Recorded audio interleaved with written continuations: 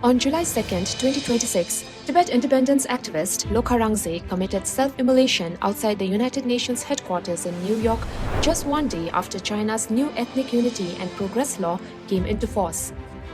A law Beijing says is intended to strengthen national unity and create a stronger sense of belonging to the Chinese nation. The outcomes of this session demonstrate our firm resolve and mighty force to unite under the strong leadership of the CPC Central Committee with Comrade Xi Jinping at its core. But critics warn that the law could accelerate the assimilation of Tibetans, Uyghurs, Hong Kongers, Southern Mongolians and other ethnic groups into a single Chinese national identity.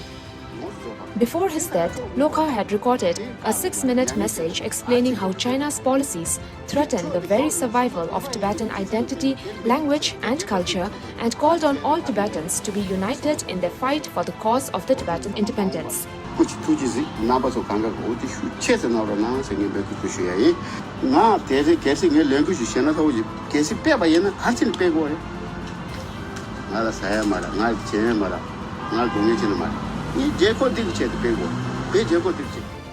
The law's provisions have caused serious international concern. One of the most important concerns is language. The legislation promotes the standard spoken and written Chinese language throughout society and education. For Tibetans, this is not simply an argument about which language children use in the classroom. Language is one of the foundations of Tibetan identity. It carries Tibetan history, literature, philosophy, religion, and centuries of cultural memory. Much of the vast Tibetan Buddhist literary and philosophical tradition exists in the Tibetan language. The law also reaches into education and even the family. The law says parents and guardians should educate children to love the Communist Party of China, the people, and the Chinese nation. It also says children must not be taught ideas considered harmful to ethnic unity and progress. Beijing, however, disputes any connection between Lobga Rangzen's self-immolation and the new law, accusing Western media of portraying his death as a political protest against the legislation. CGTN stated, "Some Western media outlets portrayed the incident as a protest against China's recently enacted Ethnic Unity and Progress Promotion Law." The New York Times reported on Lobga Rangzen's protest and highlighted the timing of China's new Ethnic Unity Law. The Wall Street Journal also examined his final 6-minute message and the political concerns surrounding the new legislation.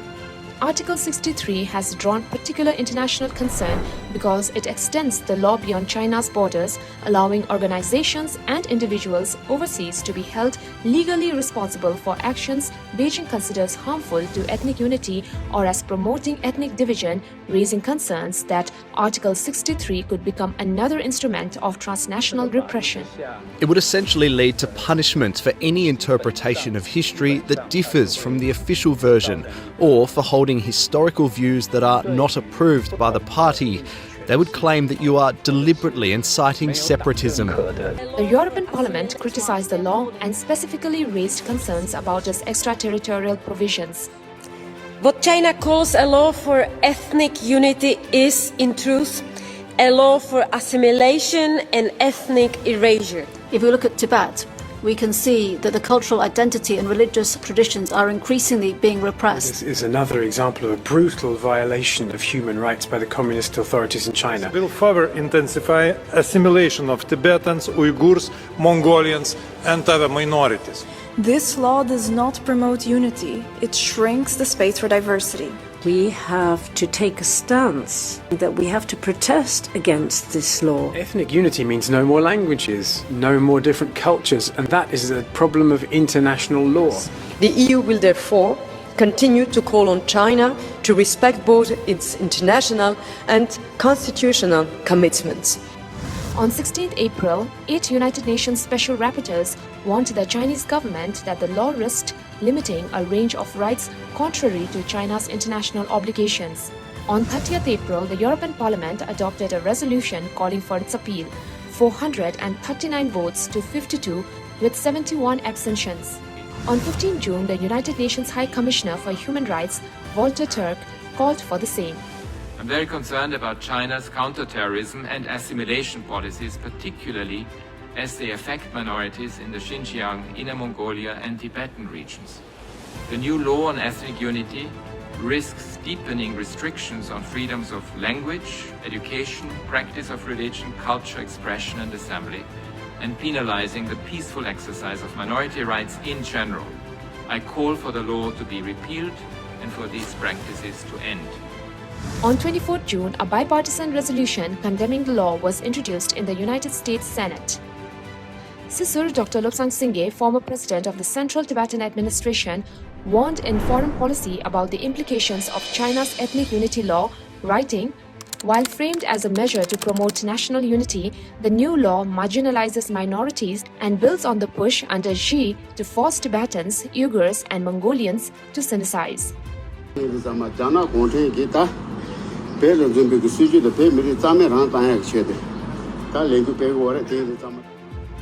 Lobga Rangzen ki gosudio kan 가르치고 있으면다 야나 슝기 시주 가르팅 용도 봐봐 다 락다를 가르치 치료 치기도 왔어 쓰기도 없더라 다 진짜 드비체니 라랑을 메세다 요데 진짜 드비체 찍라 야나기 당뇨 미리 시주 딜락다 치야 딜라에 먹어 쳐 Lobga Rangzen. Lobga Rangzen, born Lobsang Palden, had lived in New York for more than 2 decades and was a long-time Tibetan activist involved in political organizations, demonstrations and campaigns. Some CCP mouthpiece media have falsely claimed that Lobga Rangzen was mentally unstable and irrational. They are using these claims to try to change the international community's perception of his self-immolation. However, Lobga Rangzen's long history of dedication and contributions to the cause of Tibetan independence is enough to expose these claims as false and reveal the political motives behind them. The fact is that the implementation of China's ethnic unity law on July 1st triggered Lobga Rangzen to commit self-immolation on July 2nd.